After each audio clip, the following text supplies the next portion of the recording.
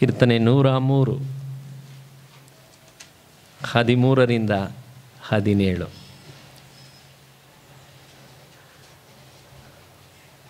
ತಂದೆಯು ಮಕ್ಕಳನ್ನು ಕನಿಕರಿಸುವಂತೆ ಯೆಹೋವನು ತನ್ನಲ್ಲಿ ಭಯಭಕ್ತಿಯುಳ್ಳವರನ್ನು ಕನಿಕರಿಸುತ್ತಾನೆ. ಆತನು ನಮ್ಮ ಪ್ರಕೃತಿಯನ್ನು ಬಲ್ಲನು, ನಾವು ಧೂಳಿ ಆಗಿದ್ದೇವೆಂಬುದನ್ನು ನೆನಪು ಮಾಡಿಕೊಳ್ಳುತ್ತಾನೆ. ಮನುಷ್ಯನ ಆಯುಷ್ಕಾಲವು ಹುಲ್ಲಿನಂತಿದೆ, ಅವನು ಅಡವಿಯ ಹೂವಿನ ಹಾಗೆ ಶೋಭಿಸ್ತಾನೆ. ಗಾಳಿ ಬಡಿಯುತ್ತಲೇ ಅದು ಹೋಗುವುದು, ಅದರ ಸ್ಥಳವು ಅದನ್ನು ತಿರುಗಿ ಕಾಣುವುದಿಲ್ಲ. ಆದರೆ ಯೆಹೋವನಲ್ಲಿ ಭಯಭಕ್ತಿಯುಳ್ಳವರ ಮೇಲೆ ಆತನ ದಯವು ಯುಗ ಯುಗಾಂತರಗಳವರೆಗೂ ಇರುತ್ತದೆ. ಆಮೆನ್. ಒಬ್ಬ ಸೇವಕ ತನ್ನ ಸಭೆಗೆ ಮಾಡುವಂಥ ಅತಿ ದೊಡ್ಡ ಕರ್ತವ್ಯ, ದೇವರ ವಾಕ್ಯ ಅಪೋಸ್ತಲರಿಗೆ ಹೇಳಲ್ಪಟ್ಟಿದ್ದು 100ಕ್ಕೆ 100ರಷ್ಟು ನಾನು ನಂಬ್ತೇನೆ, ಒಂದು ಪ್ರಾರ್ಥನೆಗೂ ಅಪೋಸ್ತಲರು ವಾಕ್ಯ ಬೋಧನೆಗೂ ಬಿಟ್ಕೊಡ್ಬೇಕಂತೆ. ಅದು ಸೇವಕರಿಗೆ ದೇವರು ಕೊಟ್ಟಂಥ ಒಂದು ದೊಡ್ಡ ಜವಾಬ್ದಾರಿ. ಅದು ಬರೀ 1 ಅವರ್ ಪ್ರಸಂಗ ಮಾಡೋದಲ್ಲ, ನಿತ್ಯತೆಗೆ ಅದು ಜನರುಗಳನ್ನ ಪ್ರಭಾವಿಸುವಂಥ ನನ್ನ ತಲೆ ಮೇಲಿರೋ ಜವಾಬ್ದಾರಿ. ಈ 30 ಗಂಟೆವರೆಗೂ ಪ್ರಿಪೇರ್ ಮಾಡಿ ಪ್ರಾರ್ಥನೆ ಮಾಡಿ ಸಿದ್ಧ ಆಗುವಂಥ ವಾರದಲ್ಲಿ ಮೆಸೇಜ್, ಹೋದ ವಾರ ಆಡಿಯೋ ಬರಲಿಲ್ಲ. ಕ್ಯಾಮ್ರಾ ತೊಗೊಂಡು ನಾನು ಶುಕ್ರವಾರ ಮತ್ತೆ ಹೋದೆ. ಮೊದಲೇ ಈ ಕ್ಯಾಮ್ರಾಗೆ ಭಾಳ ವಯಸ್ಸಾಗಿದೆ, ಇನ್ಸ್ಟಾಲ್ಮೆಂಟಲ್ಲಿ ತೊಗೊಂಡಿದ್ದು ಒಬ್ಬರ ಹತ್ರ, ನನ್ನ ಫ್ರೆಂಡ್ ಹತ್ರ. ಅದು ಔಟ್ಡೇಟ್ ಆಗಿದೆ, ಅದರದ್ದು ಆಡಿಯೋ ವರ್ಕ್ ಆಗಲಿಲ್ಲ.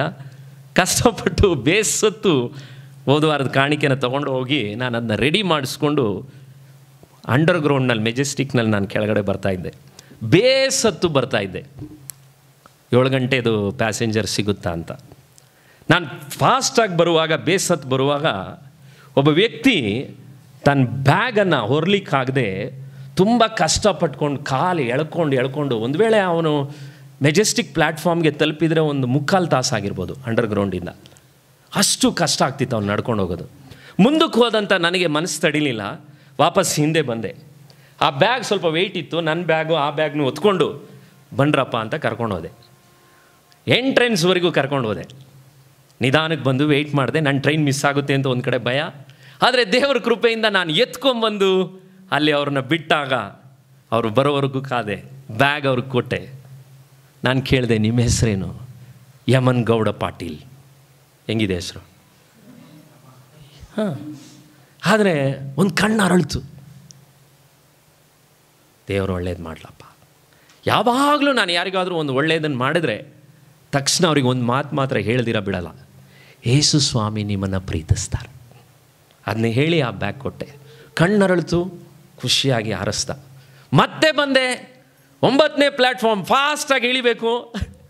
ಅಲ್ಲೊಬ್ಬ ವ್ಯಕ್ತಿ 27-28, ಶರೀರದಲ್ಲಿ ಬಲಹೀನತೆ, ವೆಯ್ಟ್ ಜಾಸ್ತಿ ಇದೆ, ಒಂದು ಸ್ಟೆಪ್ಪನ್ನು ಹತ್ತಕ್ಕೆ ಬಾಡಿ ಎಲ್ಲ ಕಷ್ಟಪಟ್ಟು, ಎದೆ ಮುಂದೆ ಬಂದಿದೆ, ಕಾಲುಗಳು ಸೊಟ್ಟಾಗಿದೆ, ಪಾಪ ಅವನ ಕೈಯಲ್ಲಿ ಹತ್ತಕ್ಕೆ ಆಗ್ತಾಯಿಲ್ಲ. ಮತ್ತೆ ಟ್ರೈನ್ ನಿಂತಿದೆ, ಬಟ್ ಮನಸ್ಸು ತಡಿಲಿಲ್ಲ ಅವನಿಗೆ. ಎಷ್ಟು ಮೆಜೆಸ್ಟಿಕ್ನಲ್ಲಿ ನಾನು ನೋಡ್ತೀನಿ ಜನರು ಎಷ್ಟು ಸ್ವಾರ್ಥಿಗಳಾಗಿದ್ದಾರೆ ಅಂದರೆ, 100 ಮಂದಿ ಓಡಾಡ್ತಿದ್ದಾರೆ, ಆದರೆ ಒಬ್ಬನಿಗೂ ಏನಿಲ್ಲ, ನಾನು ಹೇಳೋ ಪದ ಇಲ್ಲ. ಆದರೆ ಅವ್ರು ನಮ್ಮ ಸ್ಟೆಪ್ಗೆ ಅವ್ನಿಗೆ ಭುಜದ ಮೇಲೆ ಸ್ವಲ್ಪ ಟೈಮ್ ಕೊಟ್ಟು ಮೇಲೆ ಹತ್ತಿಸಿದೆ. ಹತ್ತಿಸಿದ ಮೇಲೆ ಅವ್ರ ಹೆಸರು ಕೇಳಿದೆ, ಯಶವಂತಪುರಕ್ಕೆ ಹೋಗಬೇಕು, ತುಂಬ ಥ್ಯಾಂಕ್ಸ್. ಕಣ್ಣರಳಿತು, ಥ್ಯಾಂಕ್ಸ್ ಅಂದ. ನಾನು ಅವ್ರಿಗೆ ಹೇಳಿದೆ, ಯೇಸು ಸ್ವಾಮಿ ನಿನ್ನ ಪ್ರೀತಿಸ್ತಾರೆ. ಇದು ನಾನು ತೋರಿದ್ದ, ನನಗೆ ದೇವರು ಕೃಪೆಯಾಗಿ ಕೊಟ್ಟಂಥ ಒಂದು ಸಣ್ಣ ಕನಿಕರ ಕಳೆದ ವಾರದಲ್ಲಿ. ಆದರೆ ಇಲ್ಲಿ 13ನೇ ವಾಕ್ಯ ಹೇಳುತ್ತೆ, ತಂದೆಯು ಮಕ್ಕಳನ್ನು ಕನಿಕರಿಸುವಂತೆ ಏನು ಮಾಡ್ತಾನಂತೆ? ಯೆಹೋವನು ತನ್ನಲ್ಲಿ ಭಯಭಕ್ತಿಯುಳ್ಳವರನ್ನು ಏನು ಮಾಡ್ತಾನಂತೆ? ಕನಿಕರಿಸ್ತಾನೆ. ಹಲ್ಲೆಲೂಯ. ದೇವರು ಈ ವಾಕ್ಯದಲ್ಲಿ ನಮಗೂ ನಿಮಗೂ ಈ ತಿಂಗಳಿನಲ್ಲಿ ಒಂದು ಪ್ರವಾದನೆಯಾಗಿ, ಒಂದು ವಾಗ್ದಾನವಾಗಿ ನಮಗೂ ನಿಮಗೂ ಏನು ಹೇಳ್ತಾ ಇದ್ದಾನೆಂದರೆ, ಆತನು ಕನಿಕರಿಸುವಂತಹ ಒಬ್ಬ ತಂದೆಯಾಗಿದ್ದಾನೆ. ಕನಿಕರ ಉಳ್ಳಂತಹ ಒಬ್ಬ ತಂದೆ ಇದ್ದಾನೆ. ಆ ತಂದೆ ಬಗ್ಗೆ ಕೀರ್ತನೆಗಾರನು ಹೇಳ್ತಾ ಇದ್ದಾನೆ, ಆತನು ತಂದೆ ಮಕ್ಕಳನ್ನು ಕನಿಕರಿಸುವಂತೆ ತನ್ನಲ್ಲಿ ಭಯಭಕ್ತಿ ಉಳ್ಳವರನ್ನು ಕನಿಕರಿಸ್ತಾನೆ. ಈ ಕೀರ್ತನೆಯನ್ನು ದಾವೀದ ಬರೆಯುವಾಗ ಅವನಿಗೆ ವಯಸ್ಸು ಜಾಸ್ತಿ ಆಗಿದೆ ಅಂತ ಕೆಲವರು ಹೇಳ್ತಾರೆ, ಸ್ಪರ್ಜನ್. ಯಾಕಂದರೆ ಅವನು ಬರೆಯುವಾಗ ಅವನ ಯೌವನ ಕಾಲಗಳನ್ನೆಲ್ಲ ನೆನೆಸಿ ಅವನು ಮಾಡಿದಂಥ ತಪ್ಪುಗಳನ್ನೆಲ್ಲ ದೇವರು ಎಷ್ಟು ಕ್ಷಮಿಸಿದ್ದಾನೆ ಅನ್ನೋ ಅರಿವಿನಲ್ಲಿ ಅವನ ಶರೀರ ಬಲಹೀನವಾಗ್ತಾ ಇರಬೇಕಾದ್ರೆ ಅವನ ಪಾಪಗಳು ಜಾಸ್ತಿ ಇದ್ದಿದ್ದನ್ನು ದೇವರು ಕ್ಷಮಿಸಿರೋದ್ರಿಂದ ದೇವರ ಮೇಲೆ ಪ್ರೀತಿ ಜಾಸ್ತಿ ಆಗುತ್ತೆ. ಕೆಲವರು ನನ್ನ ಹತ್ರ ಕೇಳಿದ್ದಾರೆ, ಯಾಕೆ ಕೆಲವರು ಆರಾಧನೆ ಮಾಡುವಾಗ ಇಷ್ಟು ಅಳ್ತಾರೆ, ಇಷ್ಟು ಅವರ ಪಾಪದ ಬಗ್ಗೆ ಅವ್ರಿಗೆ ಅರಿವಾಗಿ ಅವ್ರು ಯಾಕೆ ದೇವರ ಹತ್ರ ಪ್ರಾರ್ಥನೆ ಮಾಡ್ತಾರೆ, ಅವ್ರು ನಿಜವಾಗ್ಲೂ ಅವ್ರು ನೆಟ್ಟಗಿದ್ದಾರಾ? ಆ್ಯಕ್ಚುಲಿ ದೇವರ ಹತ್ರ ಆ ರೀತಿ ಕಣ್ಣೀರಿಂದ ಹೆಚ್ಚು ಪ್ರೀತಿಸಿ ದೇವರನ್ನ ಅವರು ಭಾನುವಾರ ಆರಾಧನೆ ಮಾಡೋಕ್ಕೆ ಕಾರಣ ಏನಂದರೆ ಅವ್ರ ಪಾಪಗಳು ದೊಡ್ಡದಾಗಿರೋದ್ರಿಂದಲ್ಲ, ಅವರು ಆರಾಧಿಸುವಂತಹ ಈ ವಾಕ್ಯದಲ್ಲಿರುವ ದೇವರ ಬಗ್ಗೆ ಅವರಿಗೆ ಹೆಚ್ಚು ಅರಿವು ಬರ್ತಾ ಇರೋದ್ರಿಂದ ಅವರು ಆ ರೀತಿ ಆರಾಧಿಸ್ತಾರೆ. ಹೇಗೆ ಈ ವೈಟ್ ಶರ್ಟಲ್ಲಿರುವಂತಹ ಕಪ್ಪು ಕಲೆ ನಿಮಗೆ ಇರ್ಬೋದು ಡಾಟ್, ಆದರೆ ಹೆಚ್ಚು ಬೆಳಕು ಹತ್ತಿರ ಹೋದಷ್ಟು ಅದರ ಕಪ್ಪು ಕಲೆ ಏನು ಮಾಡುತ್ತೆ, ಜಾಸ್ತಿ ಕಾಣುತ್ತೆ. ಅದಕ್ಕೆ ಕೆಲವರು ಮಾತ್ರ ತಂದೆಯಾದಂಥ ದೇವರ ಕನಿಕರವನ್ನು ಹೆಚ್ಚು ಎಂಜಾಯ್ ಮಾಡಲಿಕ್ಕೆ ಹೋದವರು ಹೆಚ್ಚು ವಯಸ್ಸಾದ ಮೇಲಾಗಲಿ ಯೌವನಸ್ಥರಾಗಲಿ ಅವ್ರ ಪಾಪ ದೇವರ ಬೆಳಕಿನಲ್ಲಿ ಬಂದಾಗ ಮಾಡಿದ ಪಾಪ ದೊಡ್ಡದು ಅನ್ನೋದಕ್ಕಿಂತ ಆ ಬೆಳಕು ವಾಕ್ಯದಲ್ಲಿರುವ ದೇವರು ಯಾರು ಅನ್ನೋ ಅರಿವು ಗೊತ್ತಾದಾಗ ಆ ಪ್ರೀತಿ ಜಾಸ್ತಿ ಆಗ್ತಾ ಹೋಗುತ್ತೆ. ಅದಕ್ಕೆ ಅವರು ದೇವರನ್ನು ಆ ರೀತಿ ಆರಾಧಿಸ್ತಾರೆ. ಇಲ್ಲಿ ನೋಡ್ರಿ, ದಾವೀದನಿಗೆ ಅದೇ ಆಗಿರೋದು. ಯಾಕಂದರೆ ಅವನ ಮೇಲೆ ಹೇಳ್ತಾ ಇದ್ದಾನೆ, ನೀನು 3ನೇ ವಾಕ್ಯದಲ್ಲಿ ನೀನು ನನ್ನೆಲ್ಲ ಅಪರಾಧಗಳನ್ನು ಕ್ಷಮಿಸಿದೀಯಾ, ನನ್ನ ಸಮಸ್ತ ರೋಗ ವಾಸಿ ಮಾಡಿದೀಯಾ. ಅವನ ಆ ಕೀರ್ತನೆಯಲ್ಲಿ ನೀವು ನೋಡೋದಾದರೆ ಅವನ ಮೇಲೆ ಹೇಳ್ತಾ ಇದ್ದಾನೆ 9ನೇ ವಾಕ್ಯದಲ್ಲಿ, ನೀನು ಯಾವಾಗಲೂ ತಪ್ಪು ಹುಡುಕಿಲ್ಲ ದೇವರೇ, ನೀನು ಯಾವಾಗಲೂ ಶಿಕ್ಷಿಸಿಲ್ಲ ದೇವರೇ, ನಮ್ಮ ಪಾಪಗಳಿಗೆ ಸರಿಯಾಗಿ ನೀನು ನಮ್ಮನ್ನು ದಂಡಿಸಲಿಲ್ಲ ದೇವರೇ. ಇದೆಲ್ಲ ಯಾವಾಗ ಹೇಳ್ತಾ ಇದ್ದಾನೆ ಅಂದರೆ ಅವನಿಗೆ ಗೊತ್ತಿತ್ತು ಅವನು ದಂಡನೆ ಮಾಡಿದರೆ ಅವನು ಈ ಕೀರ್ತನೆಯನ್ನು ಬರೀಲಿಕ್ಕೆ ಆಗ್ತಿರ್ಲಿಲ್ವೇನೋ. ಆ ಬೆಳಕು ಹತ್ತಿರಕ್ಕೆ ಪವಿತ್ರಾತ್ಮನು ಇವತ್ತು ನಮ್ಮ ಸಭೆಯಲ್ಲಿರುವ ನಿಮ್ಮನ್ನು ಕರ್ಕೊಂಡು ಬರಬೇಕು ಅಂತ ದೇವರ ಹತ್ರ ನಾನು ಈ ವಾರ ಎಲ್ಲ ಪ್ರಾರ್ಥನೆ ಮಾಡ್ತಿದ್ದೆ. ಇಲ್ಲಾಂದರೆ ನಾನು ಎಷ್ಟೇ ಹೇಳಿದ್ರು ನಿಮಗೆ ಕಣ್ಗಳಲ್ಲಿ ಕಣ್ಣೀರನ್ನು ನಾನು ತರ್ಸೋಕ್ಕಾಗಲ್ಲ. ನೀವು ಆರಾಧನೆ ಮಾಡುವಾಗ ದೇವರನ್ನು ನೀವು ಎಂಜಾಯ್ ಮಾಡೋದನ್ನು ನಾನು ನೋಡಲಿಕ್ಕೆ ಆಗೋದೇ ಇಲ್ಲ. ಯಾಕಾಗಲ್ಲ ಅಂದರೆ ನಿಮಗೆ ಈ ವಾಕ್ಯದಲ್ಲಿರುವಂಥ ಆ ಕನಿಕರವುಳ್ಳ ದೇವರ ಮುಂದೆ ನಿಮ್ಮ ಪಾಪಗಳು ಎಷ್ಟು ಕ್ಷಮಿಸಲ್ಪಟ್ಟಿವೆ ಅನ್ನುವಂಥ ಅರಿವು ನಿಮಗೆ ಬರಬೇಕು. ಹಳೆ ಒಡಂಬಡಿಕೆ ಪ್ರಕಾರ ಅವತ್ತು ಅನ್ಯ ದೇವರುಗಳು ಅವ್ರಿಗೆ ಯಾವಾಗಲೂ ಹೋಗಿ ಬಲಿ ಅರ್ಪಿಸಿದ್ರೆ, ಹೋಮಗಳನ್ನು ಕೊಟ್ಟರೆ ಮಾತ್ರನೇ ದೇವರ ಕನಿಕರವನ್ನು ಅವರು ಸಂಪಾದನೆ ಮಾಡ್ಕೊತಿದ್ರು. ಒಂದು ಬಲಿ ಕೊಡಬೇಕು, ಒಂದು ಕಾರ್ಯ ಮಾಡಬೇಕು, ಅದರಿಂದ ಅನ್ಯ ದೇವರುಗಳ ಹತ್ರ ಅವ್ರ ಮೆಚ್ಚುಗೆಯನ್ನು ವ್ಯಕ್ತಪಡಿಸ್ತಿದ್ರು. ಆದರೆ ಯೆಹೋವ ದೇವರು ಹಳೆ ಒಡಂಬಡಿಕೆಯಲ್ಲಿ ಭಾಳಷ್ಟು ವಿಶ್ವಾಸಿಗಳು ಹೆಂಗೆ ತಿಳ್ಕೊತಾರೆ ಅಂದರೆ, ಹಳೆ ಒಡಂಬಡಿಕೆಯಲ್ಲಿರುವಂಥ ಯೆಹೋವ ದೇವರು ಭಾಳ ಕೋಪಿಷ್ಟ. ಯೇಸು ಸ್ವಾಮಿ ಬಂದು ಪ್ರಾಣ ಕೊಟ್ಟನಲ್ವಾ, ಆತನಿಗೆ ಸ್ವಲ್ಪ ಕೋಪ ಕಡಿಮೆ. ಮತ್ತು ಪವಿತ್ರಾತ್ಮ ಇನ್ನೂ ಸ್ವಲ್ಪ ತಾಳ್ಮೆಯಾಗಿ ಸೌಮ್ಯವಾಗಿರುವನು. ಸಾಮಾನ್ಯವಾಗಿ ಇದು ಜನರ ಥಿಂಕಿಂಗ್. ಆದರೆ ನಿಮಗೊಂದು ಮನಸ್ಸು ತೆರೆದು ಒಂದು ಸತ್ಯ ಹೇಳಬೇಕು. ನಾನು ಕೂಡ ಬೈಬಲ್ನ ಆರಂಭದಲ್ಲಿ ಓದಿದಾಗ ಹೊಸ ಒಡಂಬಡಿಕೆ ಓದಿದೆ. ಹಳೆ ಒಡಂಬಡಿಕೆ ಓದಿದ್ರೆ ಸಾಕು ನನಗೆ, ಅಯ್ಯೋ ದೇವರು ದೊಣ್ಣೆ ತೊಗೊಂಡು ನಿಂತಿರೋದೇ ಕಾಣ್ತಿತ್ತು ನನಗೆ. ಹಲ್ಲಿಗೆ ಹಲ್ಲು, ಕಣ್ಣಿಗೆ ಕಣ್ಣು, ಈ ರೀತಿ ವಾಕ್ಯಗಳನ್ನೆಲ್ಲ ಓದುವಾಗ. ಆದರೆ ಇತ್ತೀಚಿನ ವರ್ಷಗಳಲ್ಲಿ ತನ್ನ ಕೃಪೆಯಿಂದ ದೇವರು ನನಗೆ ಹಳೆ ಒಡಂಬಡಿಕೆಯಲ್ಲಿ ನೋಡಿದಾಗ ನನಗೆ ಯೆಹೋವನು ಕನಿಕರವುಳ್ಳವನು ಅಂತ ಕಾಣ್ತಿದ್ದಾನೆ. ಆ ತಂದೆಯಾದ ದೇವರು ಇಷ್ಟು ಕನಿಕರದಿಂದ ಕೂಡಿರೋನು, ಅದನ್ನು ಹಳೆ ಒಡಂಬಡಿಕೆ ಆದಿಕಾಂಡದಿಂದ ಮಲಾಕಿವರೆಗೂ ಬರೆಸಿದ್ದಾನೆ. ಆದರೆ ಅದು ಪೇಜ್ ಒಳಗಡೆ ಪದಗಳ ಹತ್ರ ಮಧ್ಯದಲ್ಲಿ ಸಿಕ್ಕಾಕೊಂಡಿದೆ. ಅದನ್ನ ಸಿಗದವನಿಗೆ ಮಾತ್ರ ಅದರ ಎಂಜಾಯ್ಮೆಂಟ್ ಸಿಗೋದು. ಯಾಕಂದರೆ 103:8 ನೋಡ್ರಿ ಅವನೇನು ಹೇಳ್ತಾ ಇದ್ದಾನೆ, ಯೆಹೋವನು ಕನಿಕರವು, ದಯೆಯು, ದೀರ್ಘಶಾಂತಿಯು, ಪೂರ್ಣ ಪ್ರೀತಿಯೂ ಉಳ್ಳವನು. ಹಾಗಿದ್ರೆ ನೀವು ಕೇಳ್ಬೋದು, ಪಾಸ್ಟ್ರೆ ಹಾಗಿದ್ರೆ ಹಲ್ಲುಗಲ್ಲು ಅಂತ ಹೇಳಿ ಕಣ್ಣು ಹೇಳಿದರೆ ದೇವರ ಹತ್ರ ಎಲ್ಲಿ ಕನಿಕರ ಇದೆ ಅಂತ ಪ್ರಶ್ನೆ ಬರುತ್ತಾ ಬರಲ್ವಾ? ಅರ್ಥ ಮಾಡ್ಕೋಬೇಕು. ದೇವರ ಹಳೆ ಒಡಂಬಡಿಕೆಯಲ್ಲಿ ಹಲ್ಲಿಗೆ ಹಲ್ಲು ಅಂದರೆ ಹಲ್ಲು ತೆಗೆದ್ರೆ ಬರೀ ಹಲ್ಲು ಮಾತ್ರ ತೆಗಿಬೇಕು, ದವಡೆನೇ ಉರುಳಿಸಂಗಿಲ್ಲ. ಗೊತ್ತಾಯ್ತಾ? ಅಂದರೆ ಅದರಲ್ಲಿ ಕನಿಕರ ಇದೆಯಾ ಇಲ್ವಾ? ನಾವೇನು ಹೇಳ್ತೀವಿ, ಹಲ್ಲು ನೋಡಿದ್ರಲ್ಲ ಅವ್ನು ಬುರುಡೆನೇ ಕಿತ್ತಾಕ್ಬಿಡ್ಬೇಕು ಅವನಿಗೆ. ಅದು ಕನಿಕರ ಅಲ್ಲ. ಕಣ್ಣು ತೆಗೆದ್ರೆ ಬರೀ ಕಣ್ಣು ತೆಗಿಬೇಕಷ್ಟೇ. ಒಂದು ಕಣ್ಣು ತೆಗೆದ್ರೆ ಒಂದು ಕಣ್ಣು ತೆಗಿಬೇಕು, ಏನು ತೆಗಿಯಂಗಿಲ್ಲ ನೀನು. ಹಾಗಿದ್ರೆ ಅಲ್ಲಿ ಕನಿಕರ ಇದೆಯಾ ಇಲ್ವಾ? ಇದೆ. ಜಾಸ್ತಿ ಎಕ್ಸ್ಟ್ರೀಮ್ ದ್ವೇಷ ಸಾಧನೆ ಮಾಡೋವಾಗಿಲ್ಲ. ಅದನ್ನು ದೇವರು ಮೋಶೆ ಮುಖಾಂತರ ಆಜ್ಞೆಗಳಲ್ಲೆಲ್ಲ ಬರೆಸುವಾಗ, ಒಬ್ಬನ ಕಂಬಳಿ ಯಾರ ಹತ್ರ ಆದರೂ ನೀನು ಈಸ್ಕೊಂಡಿದ್ರೆ ರಾತ್ರಿ 6 ಗಂಟೆ ಕತ್ಲೆಗೆ ಮುಂಚೆ ಆ ಬಡವನಿಗೆ ಕಂಬಳಿ ವಾಪಸ್ ಕೊಟ್ಬಿಡ್ಬೇಕು. ಆ ಕಂಬಳಿನ ನೀನು ಇಟ್ಕೊಂಡ್ರೆ ಯೆಹೋವನು ಕೋಪ ಉಳ್ಳವನು ಅಂತ ವಾಕ್ಯ ಹೇಳುತ್ತೆ. ಹಾಗಿದ್ರೆ ಬಡವನ ಮೇಲೆ ದೇವ್ರಿಗೇನಿದೆ? ಕನಿಕರ ಇದೆ. ಕೆಲವು ಸಾರಿ ಇಂಥ ತಿರುಕರುಗಳು ನೋಡಿದ್ದೀನಿ. ರೈಲ್ವೆ ಸ್ಟೇಷನಲ್ಲಿ ಕಷ್ಟಪಟ್ಟು ಈಸ್ಕೊಂಡಿರುವಂಥ ಭಿಕ್ಷುಕರು ಕುರುಡರುಗಳ ಹತ್ರನೂ ಎತ್ಕೊಂಡು ಹೋಗ್ತಾರೆ ಕಾಸನ್ನ. ಅಂಥವ್ರನ್ನೆಲ್ಲ ನೋಡುವಾಗ ಯೆಹೋವನು ನಿಜವಾಗ್ಲೂ ಅವನ್ನ ನೋಡುವಾಗ ಬಡವರ ಮೇಲೆ ಕನಿಕರಿಸುವ ಆತನು. ಅದನ್ನು ನಾವು ಅರ್ಥ ಮಾಡ್ಕೊಳ್ಳಲ್ಲ ಅನೇಕ ಸಾರಿ. ಆದಾಮ ಅದಕ್ಕೆ ಪಾಪ ಮಾಡಿದ ತಕ್ಷಣ ದೇವರು ತೋಟದಿಂದ ಆಚೆ ಹಾಕ್ಬಿಟ್ರು. ಅರ್ಥ ಮಾಡ್ಕೋಬೇಕು, ಅವನು ಮಾಡಿದ್ದು ಅತಿ ದೊಡ್ಡ ಪಾಪ. ಅದಕ್ಕಾಗಿ ಯೇಸು ಕ್ರಿಸ್ತನ್ ಬಂದು ರಕ್ತ ಸುರಿಸ್ಬೇಕಾಗಿರೋದು ಅಂದರೆ ಎಷ್ಟು ದೊಡ್ಡ ಪಾಪ ಅದು. ಅದಕ್ಕೆ ಪನಿಷ್ಮೆಂಟ್ ಕೊಟ್ಟಿದ್ದು ಬರೀ ಸಿಂಪಲ್ ತೋಟದಿಂದ ಆಚೆ ಹಾಕಿದ್ದು. ಹಂಗೆ ನೋಡಿದರೆ ಅವನಲ್ಲೇ ಒಡೆದು ಸಾಯಿಸಬೇಕಾಗಿತ್ತು. ಯಾಕಂದರೆ ತನ್ನ ತಂದೆಯಾದ ದೇವರು ಆ ಮಾಡಿದಂಥ ಪಾಪಕ್ಕೆ ಒಂದು ದಿವಸ ತನ್ನ ಮಗನನ್ನೇ ಶಿಲುಬೆಯಲ್ಲಿ ಜಡಿಬೇಕು. ಹಾಗಿದ್ರೆ ಯೆಹೋವನು ಎಷ್ಟು ಕನಿಕರ ಉಳ್ಳವನು. ಸತ್ಯವೇದದಲ್ಲಿ ಈ ರೀತಿ ಅನೇಕ ಸಂಗತಿಗಳನ್ನ ನಾನು ನಿಮಗೆ ಹೇಳ್ಕೊಡ್ಬೋದು. ನೀವು ನೋಡೋದಾದರೆ ಈ ವಾಕ್ಯಗಳಲ್ಲಿ 103 ವಾಕ್ಯ ಹೇಳುತ್ತೆ, ಆತನು ಮೋಶೆಗೆ ತನ್ನ ಮಾರ್ಗವನ್ನು, ಇಸ್ರಾಯೇಲರಿಗೆ ಏನು ಮಾಡಿದ್ದಾನಂತೆ, ತನ್ನ ಕೃತ್ಯಗಳನ್ನು ಪ್ರಕಟಿಸಿದ. ಹಾಗಿದ್ರೆ ಮೋಶೆಗೆ ಒಂದು ಮಾರ್ಗವನ್ನು ದೇವರು ಪ್ರಕಟಿಸಿದ. ಇಸ್ರಾಯೇಲರಿಗೆ ಬರೀ ಕೆಲಸ ಆಗಬೇಕಾಗಿತ್ತು. ನಮ್ಮ ವಿಶ್ವಾಸಿಗಳ ಥರ ಅದ್ಭುತ ಮಾಡಬೇಕು, ಅದು ಮಾಡಬೇಕು, ಇದು ಮಾಡಬೇಕು, ದೇವ್ರು ನನಗೆಲ್ಲ ಕೊಡಬೇಕು. ಆದರೆ ಮೋಶೆ ಮಾತ್ರ ಸ್ವಲ್ಪ ಡಿಫ್ರೆಂಟ್. ಮೋಶೆಗೆ ದೇವರು ಯಾರು ಅಂತ ಗೊತ್ತಾಗಬೇಕು ಅಂತ ಅವನಿಗೆ ಆಸೆ. ಅದಕ್ಕೆ ಮೋಶೆಗೆ ಮಾತ್ರ ದೇವರು ಮಾರ್ಗ ತೋರಿಸಿದ್ರು, ತಾನು ಯಾರು ಅಂತ ತೋರಿಸಿದ್ರು, ಇಸ್ರಾಯೇಲರಿಗೆ ಕೃತ್ಯಗಳು ತೋರಿಸಿದ್ರು. ಸಭೆಯಲ್ಲೂ ಅಷ್ಟೇ, ಇವತ್ತು ದೇವರು ಯಾರಿಗೆ ಬೇಕೋ ಅದನ್ನು ಕೊಡ್ತಾರೆ. ಒಬ್ಬನಿಗೆ ಅದ್ಭುತ ಬೇಕಾ, ಒಳ್ಳೇದು ಬೇಕಾ, ಅದು ಬೇಕಾ, ಅದನ್ನು ಅವನಿಗೆ ಕೊಡ್ತಾರೆ.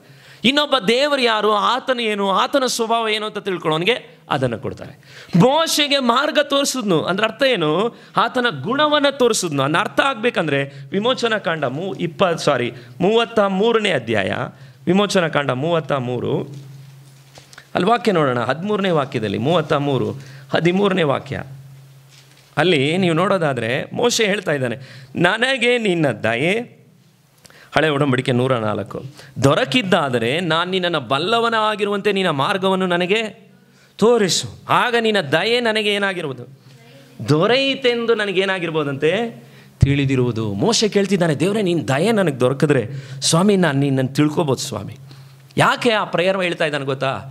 ಇದಕ್ಕೆ ಮುಂಚೆ ಹಿಂದಿನ ಅಧ್ಯಾಯದಲ್ಲಿ ದೇವರು ಅವರಿಗೆ ಆಜ್ಞೆ ಕೊಡ್ತೀನಿ ಅಂತ ಹೇಳಿ 10 ಆಜ್ಞೆನ ಪಡ್ಕೊಳ್ಳೋಕ್ಕೆ ಮೋಶೆ 40 ದಿವಸ ಉಪವಾಸದಲ್ಲಿ ಬೆಟ್ಟದ ಮೇಲೆ ಹೋಗಿದ್ದ. ಬೆಟ್ಟದ ಮೇಲೆ ಮೋಶೆ ಹೋಗಿದ್ರೆ ಕೆಳಗಡೆ ಇರುವಂಥ ಜನರುಗಳು ನಮ್ಗೆ ಆರಾಧನೆ ಮಾಡೋಕ್ಕೆ ಯಾರೂ ಸಿಗ್ತಾ ಇಲ್ವಲ್ಲ ಅಂಥೇಳಿ ಬಸವನನ್ನು ಮಾಡಿಕೊಡೋಕ್ಕೆ ಆರೋನಿಗೆ ಹೇಳಿದ್ರು.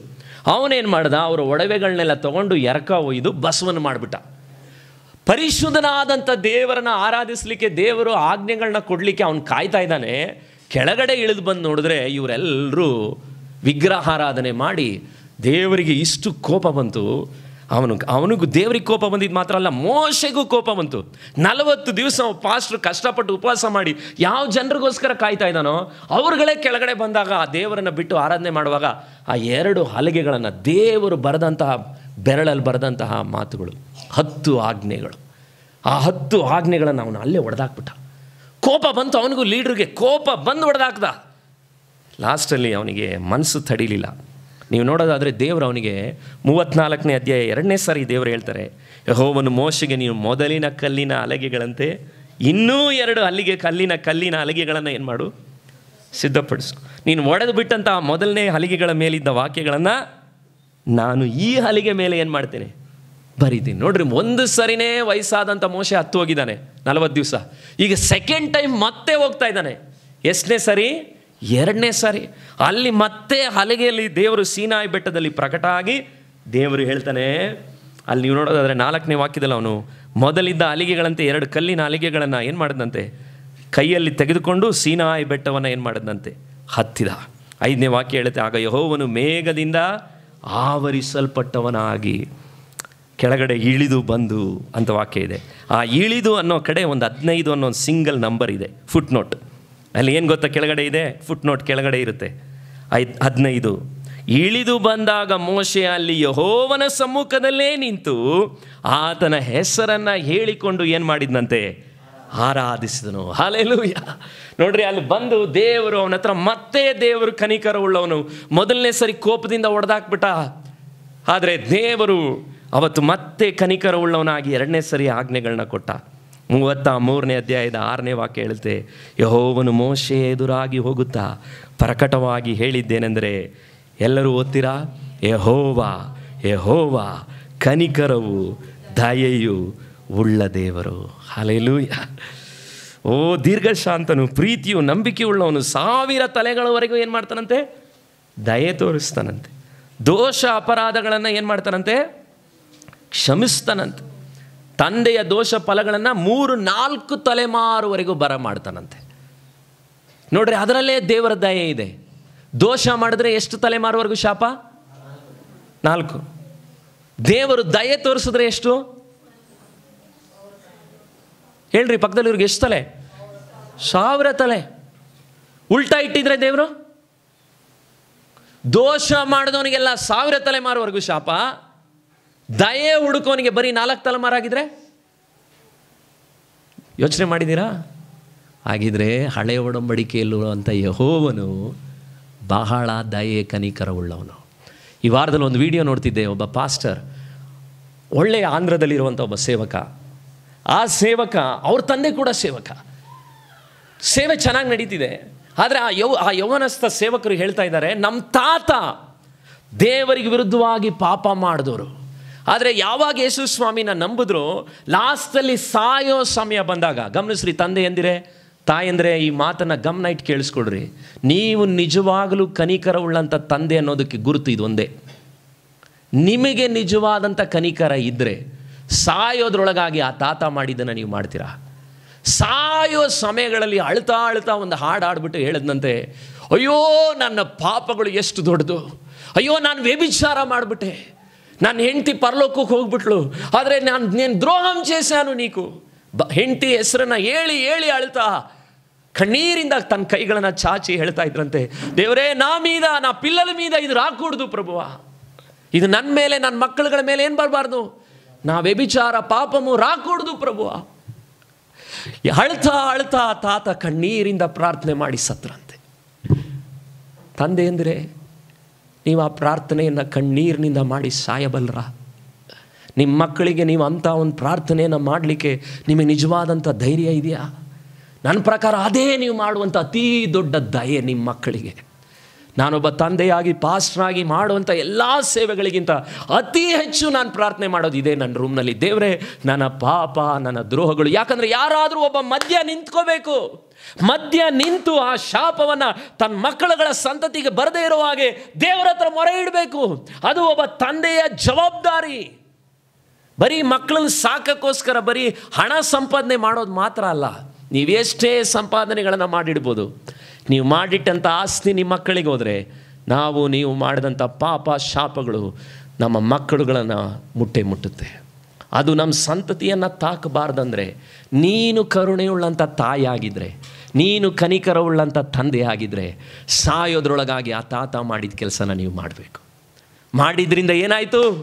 ಮಗ ಅದ್ಭುತವಾದಂಥ ಸೇವಕ ಆದ, ಅವನ ಮೊಮ್ಮಗ ಅದ್ಭುತವಾದಂಥ ಸೇವಕ ಆದ. ಅವರೆಲ್ಲರೂ ಪ್ರಸಂಗ ಮಾಡುವಾಗ 1000 ಜನರುಗಳಿಗೆ ಆಶೀರ್ವಾದವಾಗಿದ್ದಾರೆ. ದೇವರು ಆ ದಯೆ ಅವತ್ತು ಆ ತಾತನ ಮುಖಾಂತರವಾಗಿ, ನಾನು ನಂಬ್ತೇನೆ, ಅವರು ದೇವರಿಗೆ ಭಯಪಟ್ಟು ನಡೆದರೆ 1000 ತಲೆಮಾರುವರೆಗೂ ಅವರು ಆಂಧ್ರದಲ್ಲಿ ಆ ಸಂತತಿ ಆಶೀರ್ವದಿಸಲ್ಪಡುತ್ತೆ. ಯಾಕಂದರೆ ಈ ವಾಕ್ಯ ಸುಳ್ಳಾಗಲ್ಲ. ಹಾಗಿದ್ರೆ ದೇವರ ಮಕ್ಕಳೇ, ಈ ವಾಕ್ಯ ನೋಡ್ರಿ, ಅರಣ್ಯಕಾಂಡದಲ್ಲಿ 14ನೇ ಅಧ್ಯಾಯದಲ್ಲೂ ಕೂಡ ಇದೇ ಜನರು, ಇವರು ಎಷ್ಟು ಮೊಂಡ್ರಂದರೆ ನಮ್ಮ ಥರನೇ ಅಂತ ಹೇಳಲ್ಲ ಬಿಡಿ, ನನ್ನ ಥರ ಅಂತಲೇ ಹೇಳ್ಕೊತೀನಿ. ಆಮೇಲೆ ನೀವು ನನ್ನ ಮೇಲೆ ಟೆನ್ಷನ್ ಆಗಿಬಿಟ್ರೆ, 14ನೇ ಅಧ್ಯಾಯ 1ನೇ ನನ್ನ ಥರನೇ. ಅದನ್ನು ಕೇಳಿ ಜನಸಮೂಹದವರೆಲ್ಲರೂ ಏನು ಮಾಡಿದ್ರಂತೆ? ಗುಲ್ಲು ಮೂಡಿ ಬಹಳವಾಗಿ ಕೂಗಿಕೊಂಡ್ರು. ಇಸ್ರಾಯೇಲ್ಯರು ಮೋಶೆ ಆರೋನನಿಗೆ ವಿರುದ್ಧವಾಗಿ ಏನು ಮಾಡಿದ್ರಂತೆ? ಗುಣುಗುಟ್ಟಿದ್ರಂತೆ. ನಾವು ಐಗುಪ್ತ ದೇಶದಲ್ಲಿ ಸತ್ತಿದ್ರೆ ನಮಗೆಷ್ಟೋ, ಕೆಂಪು ಸಮುದ್ರನೆಲ್ಲ ಬಿಡುಗಡೆ ಮಾಡಿ ಕರ್ಕೊಂಬಂದು ಒಂದು ಕಡೆ ತಲುಪಿಸ್ಬೇಕು. ಅಲ್ಲಿಗೆ ಮುಂಚೆ ಅಲ್ಲಿ ಒಂದು ಉನ್ನತವಾದಂಥ ನೆಫೀಲಿಯರು ಅನ್ನುವಂಥ ಒಂದು ದೊಡ್ಡ ಕಾಡು ಜನರ ಥರ ಇದ್ದಾರೆ. ಆ ಬೆಟ್ಟ ದಾಟಿ ಅಲ್ಲಿ ಹೋಗಿ ಅವ್ರನ್ನ ಗೆಲ್ಲಬೇಕು.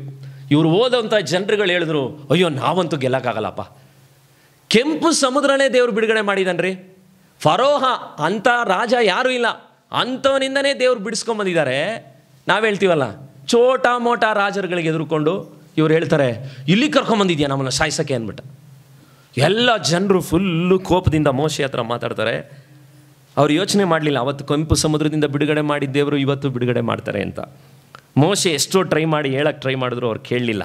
ನಿಮಗೆ ಗೊತ್ತಾ ಅವ್ರು ಏನು ಮಾಡಿದ್ರು ಗೊತ್ತಾ? 10ನೇ ವಾಕ್ಯ ಹೇಳುತ್ತೆ, ನಮ್ಮನ್ನು ಸಾಯಿಸಕ್ಕೆ ಕರ್ಕೊಂಬಂದಿದ್ದು ಮಾತ್ರ ಅಲ್ಲ, ಆದರೆ ಜನ ಸಮೂಹದವರೆಲ್ಲರೂ ಅವರನ್ನು ಕಲ್ಲೆಸೆದು ಏನು ಮಾಡಬೇಕಂತೆ? ಯಾರನ್ನ?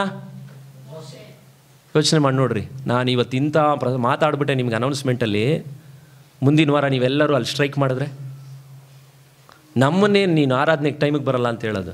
ನೀನೇ ಬರಬೇಡ ಅಂದರೆ ನನ್ನ ಹೆಂಡತಿ ಮಾತ್ರ ನಗ್ತಿದ್ದಾಳೆ, ನೀವೆಲ್ಲ ಒಳಗಡೆ ನಗ್ತಿದ್ದೀರ. ಬರ್ತದೆ, ನಿಮಗೂ ಒಂದು ಟೈಮ್ ಬರ್ತದೆ, ನಿಮ್ಮ ಮನೆಯವ್ರು ಯಾರಾದರೂ ಲೇಟಾಗಿ ಬರ್ಲಾಕ ಕಾಯ್ತೀವಿ ಅಂತ. ಇಲ್ಲ, ಹಂಗೆ ಮಾಡಲಿಲ್ಲ. ನಿಮ್ಮ ಥರ ಅಲ್ಲ, ಅವರೆಲ್ಲ ಘೋರವಾದವರು. ಕಲ್ಲು ಹಿಡ್ಕೊಂಡು ನಿಂತಿದ್ರು ಗೇಟ್ ಹತ್ರ. ಯಾರಿಗೆ?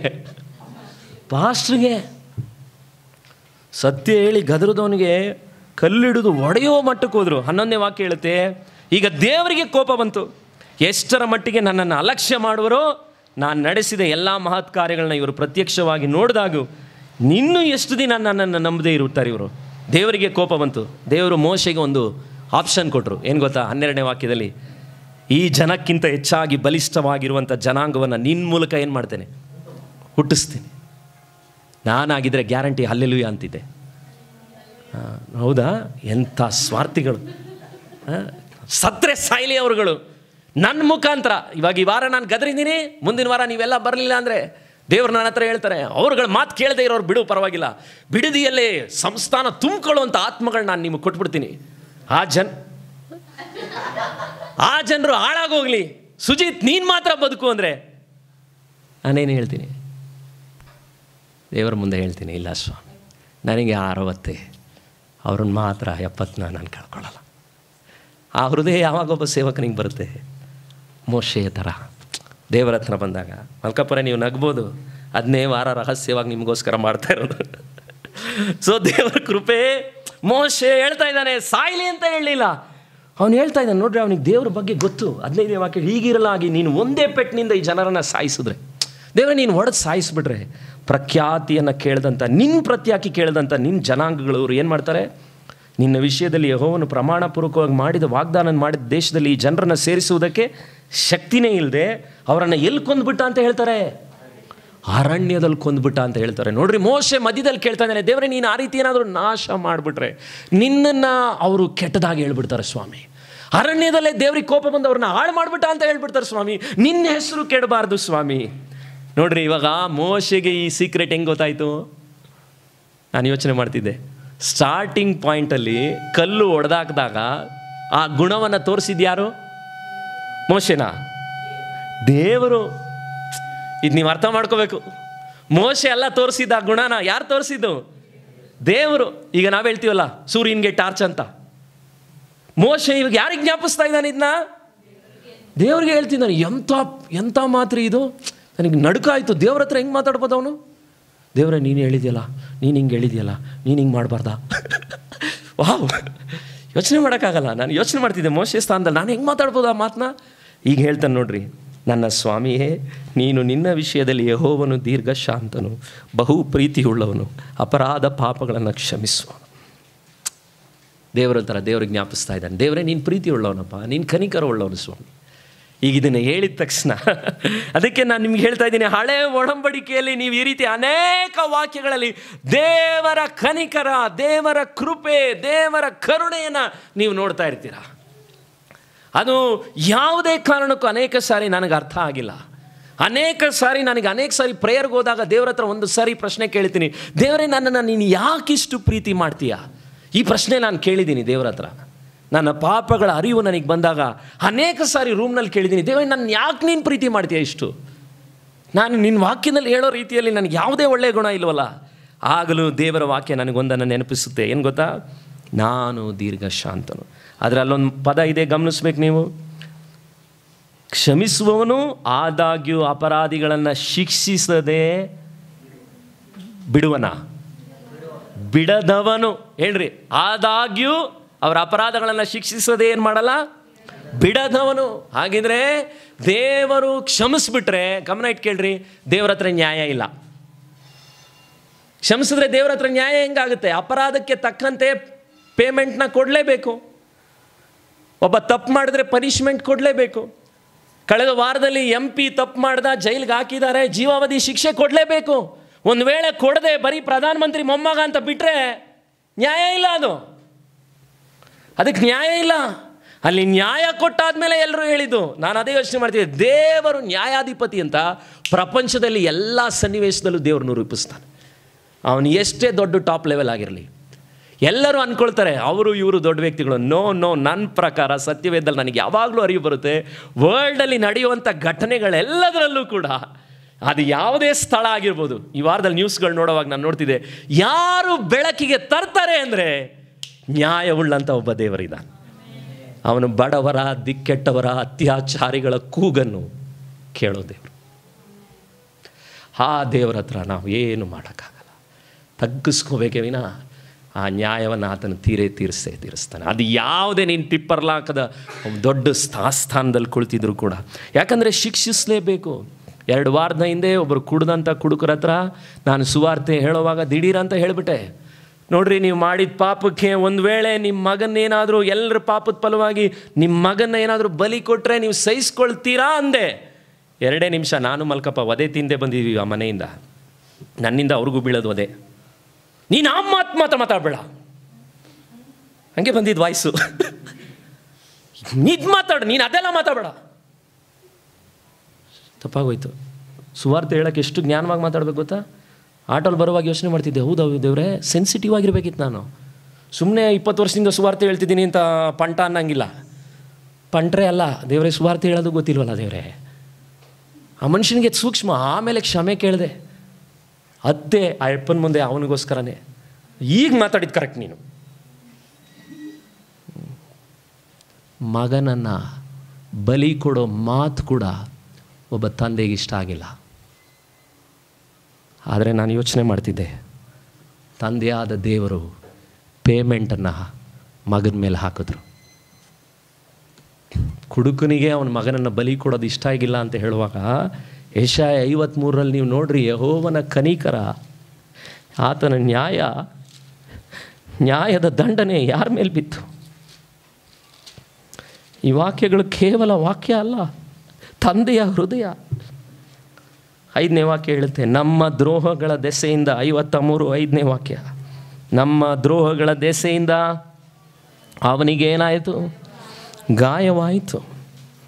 6ನೇ ವಾಕ್ಯ ಹೇಳುತ್ತೆ, ಪ್ರತಿಯೊಬ್ಬನು ತನ್ನ ದಾರಿಯನ್ನು ಹಿಡಿಯುತ್ತಿದ್ನು. ನಿಮಗಿಷ್ಟ ಬಂದಾಗೆ ಬಾಟ್ಲುಗಳನ್ನ ಹಿಡ್ಕೊಂಡು ನೀವು ಬಾರ್ಗಳಿಗೆ ಹೋಗ್ತಿರಲ್ಲ, ನಿಮ್ಮ ದಾರಿಗಳನ್ನ ನೀವೇ ಹುಡುಕಿ ಹೋಗ್ತಿರಲ್ಲ, ಆ ಎಲ್ಲ ದೋಷ ಫಲವನ್ನು ಯೆಹೋವನು ಯಾರ ಮೇಲೆ ಹಾಕಿದ್ನು?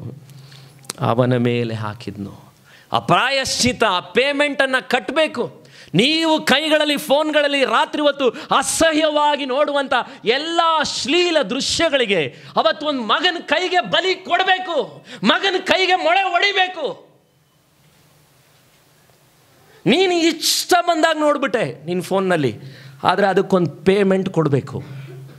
ಇಷ್ಟ ಬಂದ ಹಾಗೆ ಬಾಯನ್ನು ಉಪಯೋಗಿಸದೆ, ಕುಡದೆ, ವ್ಯಭಿಚಾರಗಳನ್ನ ಮಾಡಿದ್ವಿ, ದೇವರಿಗೆ ವಿರುದ್ಧವಾಗಿ ದ್ರೋಹಗಳನ್ನ ಮಾಡಿದ್ವಿ, ಆದರೆ ಅದಕ್ಕೊಂದು ಪ್ರಾಯಶ್ಚಿತ್ತ ಕೊಡಬೇಕು. ಯಾರಿದ್ದಾರೆ? ಯೆಹೋವನು ತನ್ನ ಮಗನ ಮೇಲೆ ಹಾಕಿದನು. ಅದಕ್ಕಿಂತಲೂ ದೊಡ್ಡ ಕನಿಕರ ಇದೆಯಾ? ಯೋಚನೆ ಮಾಡಿ ನೋಡ್ರಿ. ಅದಕ್ಕೆ ಆ ವಾಕ್ಯ ಹೇಳಿತು 10ನೇ ವಾಕ್ಯದಲ್ಲಿ, ಅವನನ್ನು ವ್ಯಾಧಿಯಿಂದ ಬಾಧಿಸಿ ಹೀಗೆಂದುಕೊಂಡು ಇವನು ತನ್ನ ಆತ್ಮವನ್ನು ಪ್ರಾಯಶ್ಚಿತ ಯಜ್ಞಕ್ಕಾಗಿ ಒಪ್ಪಿಸಿದ ಮೇಲೆ, ಯಾರನ್ನ? ಮಗನನ್ನು ಪ್ರಾಯಶ್ಚಿತ ಯಜ್ಞವಾಗಿ ಒಪ್ಪಿಸ್ಕೊಟ್ರು. ಅದಕ್ಕೆ ಶಿಲುಬೆ ಅಂದರೆ ಬರೀ ನೇತು ಹಾಕಿ ತೂಗಾಕಲ್ಪಟ್ಟದ್ದಲ್ಲ, ಅದು ಬೆಂಕಿಯಲ್ಲಿ ಉರಿದಂಥ ಒಂದು ಹೋಮ ಅಂತ ನಾನು ಯಾವಾಗಲೂ ಹೇಳ್ತೀನಿ. ಬೆಂಕಿಯಲ್ಲಿ ಉರಿದ ಹಾಗೆ ಯೇಸು ಸ್ವಾಮಿ ಉರಿದನು. ಎಲ್ಲ ಶರೀರಗಳು, ಅಂಗಾಂಗಗಳು ಅವತ್ತು ಸರ್ವಾಂಗ ಹೋಮವಾಗಿ ಸಮರ್ಪಿತವಾಯಿತು. ಯಾಕಂದರೆ ಆ ತಂದೆಯಾದ ದೇವರು ನ್ಯಾಯವನ್ನು ಕಾಂಪ್ರಮೈಸ್ ಮಾಡೋಂಗಿಲ್ಲ. ಆ ಕನಿಕರವುಳ್ಳ ತಂದೆ ತನ್ನ ಕನಿಕರದ ಉಚ್ಚ ಘಟ್ಟವನ್ನು ಎಲ್ಲಿ ತೋರಿಸಿದ್ನು ಅಂದರೆ, 11ನೇ ವಾಕ್ಯ ಹೇಳುತ್ತೆ, ತನ್ನ ಆತ್ಮವು ಅನುಭವಿಸಿದ ಶ್ರಮೆಯ ಫಲವನ್ನು ಕಂಡು ತೃಪ್ತನಾಗುವನು. ಸ್ಯಾಟಿಸ್ಫೈ ಮಾಡಬೇಕು ರಾತ್ ಆಫ್ ಗಾಡ್ನ, ದೇವರ ಕೋಪವನ್ನು ಸುಮ್ಮನೆ ಬಿಡಂಗಿಲ್ಲ, ಅದಕ್ಕೆ ಪನಿಷ್ಮೆಂಟ್ ಕೊಟ್ಟು ತೃಪ್ತಿಪಡಿಸ್ಬೇಕು. ಇದು ಅರ್ಥ ಆಗಲ್ಲ ಭಾಳ ಜನಕ್ಕೆ. ಶಿಲುಬೆ ಅಂದರೆ ಸಾಧಾರಣ ವಿಷಯ ಅಂದ್ಕೊಳ್ತೀರಾ. ತಂದೆಯಾದ ದೇವರ ಆತ್ಮಕ್ಕೆ ತೃಪ್ತಿ ಯಾವಾಗ ಸಿಗುತ್ತೆ ಗೊತ್ತಾ? ಮಗ ಆವಾಗ ಅಲ್ಲಿ ಏನಾಯಿತು ಗೊತ್ತಾ? ಶ್ರಮೆಯನ್ನು ಕಂಡು ತೃಪ್ತನಾಗುವನು. ಅಂದರೆ ಬೇರೆ ಅನ್ಯ ಕಾರ್ಯಗಳ ಥರ ಹೋಮ ಸ್ಮೆಲ್ ತೊಗೊಂಡು ಹೋಗೋ ದೇವ್ರ ಥರ ಅಲ್ಲ. ಅದು ಅರ್ಥ ತನ್ನ ಮಗನನ್ನೇ ಬಲಿ ಕೊಟ್ಟಿದ್ದದು. ಬೇರೆ ಯಾವುದನ್ನೋ ಬಲಿ ಕೊಟ್ಬಿಟ್ಟು ಹೋಮ ಸ್ವೀಕರಿಸಿ ಸಂತೋಷವಾಗಿ ಹೋಗೋ ದೇವರಲ್ಲ ಅದು. ತನ್ನ ಮಗನನ್ನೇ ಬಲಿ ಸಲ್ಲಿಸಿದ್ನು. ಆ ಕನಿಕರವುಳ್ಳ ದೇವರು. ಅದಕ್ಕೆ ಮತ್ತಾಯನ ಬರೆದ ಸುವಾರ್ತೆಯಲ್ಲಿ ಯೇಸು ಸ್ವಾಮಿ ಹೇಳುವಾಗ ಹೇಳ್ತಾನೆ, ಒಬ್ಬ ಒಕ್ಕಲಿಗನು ಅವನ ಯಜಮಾನನಾಗಿದ್ದು ತೋಟವನ್ನು ಕಾಪಾಡ್ಕೊಳ್ಳಿಕ್ಕೆ ಯಾರೂ ಆಗದೆ ಇದ್ದಾಗ ಎಲ್ಲರನ್ನೂ ಕಳಿಸಿದಾಗ ಅವ್ರು ಬೇಜಾರು ಮಾಡಿದ್ರು. ಕಡೆಯದಾಗಿ ಆ ಒಕ್ಕಲಿಗನು ತನ್ನ ಮಗನನ್ನೇ ಕಳಿಸ್ಕೊಟ್ನಂತೆ. ಮತ್ತಾಯ 21 ಆ ಮಗನನ್ನು ಅವ್ರು ಏನು ಮಾಡಿದ್ರಂತೆ? ಒಡೆದು ಸಾಯಿಸಿದ್ರಂತೆ. ಆ ಮಗ ಯಾರು ಅಲ್ಲ, ಯಾರು? ಯೇಸು ಕ್ರಿಸ್ತ. ಅದಕ್ಕೆ ಶಿಲುಬೆ ಬೈಬಲ್ನ ಸಾಧಾರಣವಾಗಿ ನೀವು ಓದಬಾರ್ದು. ಇದರಲ್ಲಿರುವಂಥ ಒಂದೊಂದು ಪೇಜ್ಗಳು ನನಗೆ ಇತ್ತೀಚೆಗೆ ಹೆಚ್ಚು ಅರಿವಾಗ್ತಾ ಇದೆ. ಕನಿಕರ ಉಳ್ಳಂತಹ, ಬಲಿಯನ್ನು ಕೊಟ್ಟಂತಹ, ನಮಗೋಸ್ಕರ ಎಲ್ಲ ಪ್ರಾಯಶ್ಚಿತ್ತವನ್ನು ಅನುಭವಿಸಿದಂತಹ ಕನಿಕರ ಉಳ್ಳ ತಂದೆ ನಮ್ಮನ್ನು ಉಳಿಸಲಿಕ್ಕೆ ತನ್ನ ಹಿರಿಯ ಮಗನನ್ನು ಕೊಂದುಬಿಟ್ಟ. ತನ್ನ ಅನೇಕ ಸಹೋದರಗಳನ್ನು ನಮ್ಮನ್ನು ಕಾಪಾಡಲಿಕ್ಕೆ ಆ ಹಿರಿಯ ಮಗನನ್ನು ಆತನು ಕೊಂದು, ಕನಿಕರ ಕ್ರೂಜೆಯಲ್ಲಿ ಮಗನನ್ನು ಶಿಲುಬೆಗೆ ನೀಡಿದಂಥ ಆ ಪ್ರೀತಿ, ಅದು ಉಚ್ಚಘಟ್ಟವಾದಂಥ ಪ್ರೀತಿ. ಅದು ಕೇವಲ ನಿಮ್ಮ ಪಾಸ್ಟ್ರಿಗೆ ಪ್ರಾರ್ಥನೆ ಮಾಡುವಾಗ ಬರುವಂಥ ಸೆಂಟಿಮೆಂಟ್ ಕಣ್ಣೀರಲ್ಲ, ಅದು ಶಿಲುಬೆ ಅದನ್ನು ಮೀರಿದ್ದು. ಸೆಂಟಿಮೆಂಟ್ ಅಲ್ಲ. ಬರೀ ಕೆಲವರಿಗೆಲ್ಲ ನೋಡಿದ್ರೆ ಸೆಂಟಿಮೆಂಟ್ ಬರುತ್ತೆ, ಅನುತಾಪ ಬರುತ್ತೆ. ಅನುತಾಪದಲ್ಲೇ ಕನಿಕರ ಇಲ್ಲ. ಕನಿಕರದ ಲೆವೆಲ್ ಯಾವುದಂದರೆ ಮಗನನ್ನೇ ಏನು ಮಾಡೋದು? ಬಲಿ ಕೊಡೋದು. ಆ ಬಲಿಯನ್ನು ಕೊಟ್ಟಿದ್ದರಿಂದ ತಂದೆ ಮಕ್ಕೀರ್ತನೆ 103 ನಾವು ಬಂದಿದ್ದು ಏನಂತ? ತಂದೆಯು ಮಕ್ಕಳನ್ನು ಕನಿಕರಿಸುವಂತೆ